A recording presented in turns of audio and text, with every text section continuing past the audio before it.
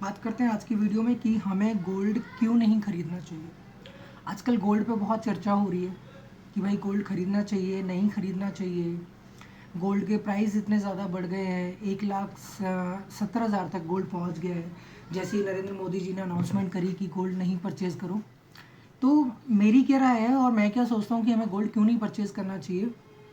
तो पहली चीज़ है कि अगर हमें गोल्ड परचेज़ करना है या नहीं करना, तो सबसे पहले हमें किसी भी चीज़ को परचेज़ करने से पहले उसके रिस्क फैक्टर्स को समझना होता है कि रिस्क फैक्टर्स हैं क्या गोल्ड को ख़रीदने में। अगर हम गोल्ड को आगे स्टोर करके रखते हैं या वो हमें कितनी इनकम जनरेट करके दे सकता है एक टाइम में, तो हमें इस चीज़ को समझना होगा। पहली चीज़ कि अगर हम गोल्ड की बात देखे जाएँ, तो जब हम गोल्ड परचेज़ करते हैं तो गोल्ड हमें कोई भी रेगुलर इनकम जनरेट करके नहीं देता। लाइक दैट्स, अगर आप अपना पैसा कहीं और इन्वेस्ट करते हैं, जैसे आप स्टॉक मार्केट्स में लगाते हैं या डिविडेंड्स में लगाते हैं या डैप्स में लगाते हैं, जो आपको एक रेगुलर इनकम जनरेट करके दे सकते हैं, जहाँ पर आपको इंटरेस्ट अर्न कर सकते हो। गोल्ड ऐसा जो गोल्ड एक ऐसा मेटल है जहाँ पर आप एक बार अगर इन्वेस्ट कर दोगे तो वो आपको एक रेगुलर इनकम नहीं देगा। तो वहाँ पर आपका क्या होता है मेनली कि आपकी जो मनी है जो आपने इन्वेस्ट करी है वो डिपेंड करती है प्राइस ऑफ स्टॉक के ऊपर कि वो कितना फ्लैक्चुएट होता है। तो ये आपको एक रेगुलर इनकम नहीं देगा। तो आपकी इनकम जो भी अपना सोर्स ऑफ इनकम है, जो भी आपने इनकम वहाँ पर इन्वेस्ट करा है, जो भी अपने इनकम का पार्ट आपने जो इन्वेस्ट करा है, वो आपका सारा क्या हो जाएगा, स्टॉक हो जाएगा। सेकेंड चीज़, प्राइस वॉलेटिलिटी। अब गोल्ड में क्या है, गोल्ड में प्राइस फ्लैक्चुएशन होता है ड्यू टू इन्फ्लेशन हुआ, ग्लोबल क्राइसिस हुए, करेंसी मूवमेंट हुआ, मार्केट सेंटिमेंट्स हुए, इन चीज़ों के ऊपर गोल्ड का प्राइस डिपेंड करता है। आज सिचुएशन इन्फ्लेशन की है, ठीक है, वर्ल्ड में क्राइसिस हैं, मिडल ईस्ट में क्राइसिस चल रहे हैं जिसकी वजह से इम्पैक्ट हो रहा है पूरा वर्ल्ड, उसकी वजह से गोल्ड के प्राइस बढ़ रहे हैं। लेकिन अगर ये चीज़ें एक बार स्टेबल हो जाएंगी तो क्या, तो गोल्ड के प्राइस तो फ्लैक्चुएट हो जाएंगे। तो आपकी इनकम जो, अगर आप इस हायर प्राइस पर अगर इस गोल्ड को परचेज करते हो, तो आपको क्या बेनिफिट मिलेगा उससे, कोई बेनिफिट नहीं है। रिटर्न ऑफ इनकम भी नहीं आ रही है, रेगुलर सोर्स ऑफ इनकम भी नहीं है, आपका एक पूरा का पूरा पैसा फंस जाएगा। तो इस चीज़ को भी हमें थोड़ा सा देखना पड़ेगा, ग्लोबल क्राइसिस कैसे हैं, करेंसी मूवमेंट कैसा चल रहा है। ये आज के सेंटिमेंट्स के अकॉर्डिंग गोल्ड का प्राइस बढ़ रहा है, मैं मानता हूँ, लेकिन तब भी आप अपनी इन्वेस्टमेंट को जहाँ इन्वेस्ट कर रहे हैं उसको इस सोच के इन्वेस्ट करिएगा कि क्या वो आपको रेगुलर इनकम जनरेट करके दे रहा है, क्या आप अपनी इस इन्वेस्टमेंट को कहीं और इन्वेस्ट कर सकते हैं जहाँ से आपको अभी सिचुएशन से और ज़्यादा रिटर्न मिल सके आगे इन फ्यूचर में। ठीक है, मेरी इस बात को सोचना कि मैं कहाँ हिंट कर रहा हूँ कि आप अपनी इनकम को और कहाँ इन्वेस्ट कर सकते हैं। लाइक मैं आपको एग्जांपल पहले दे चुका हूँ कि आप स्टॉक्स, डिविडेंड या इसी की चीज़ें देखें, क्योंकि जब भी ग्लोबल क्राइसिस होता है वहाँ पर स्टॉक के प्राइस या कुछ कंपनीज के प्राइस ऑटोमेटिकली फॉल हो जाते हैं। और जब वो फॉल हो जाते हैं उन क्राइसिस में, और जैसे ही वो क्राइसिस फिनिश होते हैं तो वैसे बूस्ट करते हैं कि आपकी इनकम को वो डबल, ट्रिपल एंड 4 टाइम्स भी कर सकते हैं। तो ये चीज़ हमने देखा था जब लास्ट टाइम पे नोटबंदी हुई थी और ये कोरोना का क्राइसिस आया था। तो कोरोना के क्राइसिस में बहुत सारी चीज़ों के जो स्टॉक्स प्राइस थे वो बहुत ज़्यादा डीप आ गए थे, बहुत ज़्यादा नीचे आ गए थे। और उस लेवल पे जिन जिन लोगों ने खरीदा भी होगा वो आज किस लेवल पे होगा, सोचिए आपकी उनकी इनकम कितने टाइम्स जनरेट हुई होगी वहाँ से, क्योंकि अच्छे अच्छे कंपनीज के प्राइस नीचे आ गए थे। इस चीज़ को समझने की ज़रूरत है। Next, storage and security. दूसरी, स्टोरेज एंड सिक्योरिटीज़ का इशू तब आता है जब आप गोल्ड परचेज करते हैं। तो गोल्ड एक मेटल है, उस मेटल को मेनली क्या है, आपको प्रोटेक्शन करने के लिए आपको ज़रूरत होगी स्टोरेज की, लॉकर्स की, प्रोटेक्शन की, कहीं वो चोरी ना हो जाए, कुछ ना हो जाए, कोई चुरा के ना ले जाए, तो उसके लिए आपको लॉक्स है। तो आपने इन्वेस्ट तो करी है, बस उस इन्वेस्ट को सेव करने के लिए भी आपको फर्दर एक्सपेंसेस करने पड़ रहे हैं। इस चीज़ को थोड़ा सा सोचना। तो ये सारे सिनेरियो हैं। नेक्स्ट है making charges and resale loss.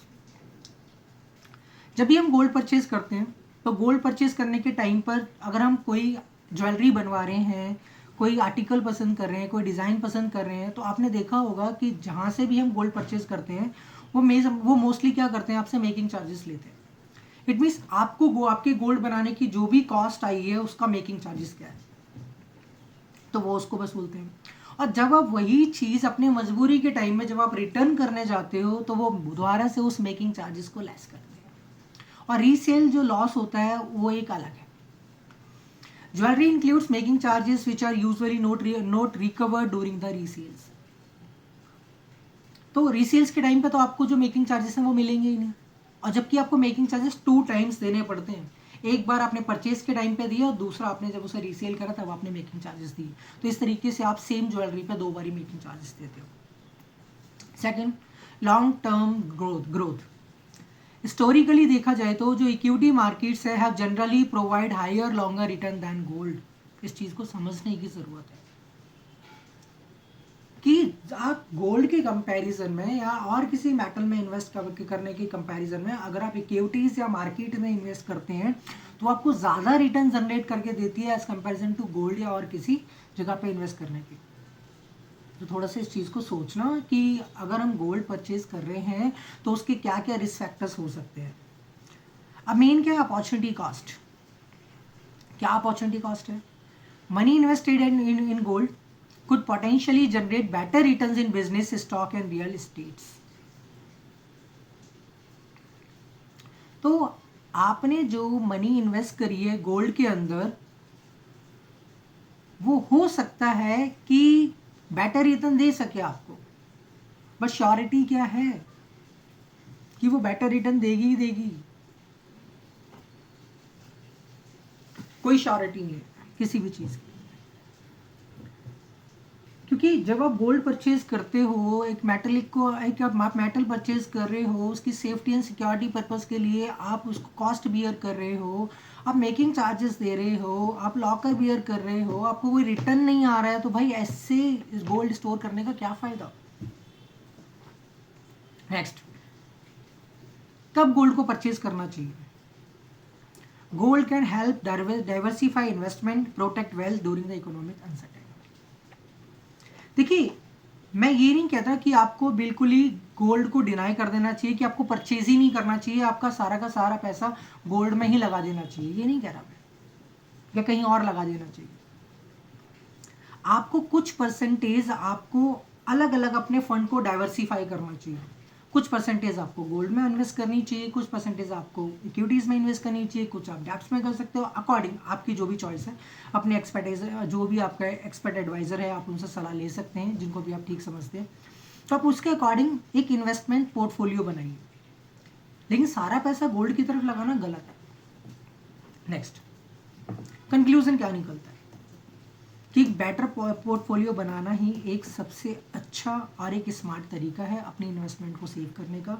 Otherwise केवल गोल्ड के पीछे भागते समय, इस समय जो इकोनॉमी की क्राइसिस है वो हमारी इकोनॉमी को तो ले डूबेगा ही, लेकिन आप ये सोच रहे हैं कि अगर आप बहुत ज़्यादा अमीर बन जाएंगे, आप बहुत ज़्यादा पैसा कमा लेंगे, तो ऐसा कुछ भी नहीं है। एक बार ये क्राइसिस हटे तो गोल्ड के प्राइस इस तरीके से गिरेंगे कि आप सोच भी नहीं सकते, क्योंकि गोल्ड के प्राइस केवल मार्केट सेंटीमेंट्स के ऊपर ही डिपेंड करते हैं, ग्लोबल सिचुएशंस के ऊपर डिपेंड करते हैं।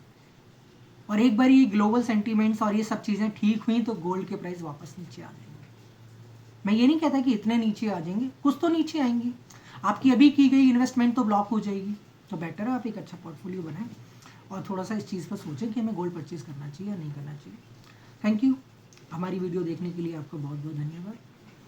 थैंक यू, मिलते हैं नेक्स्ट वीडियो में।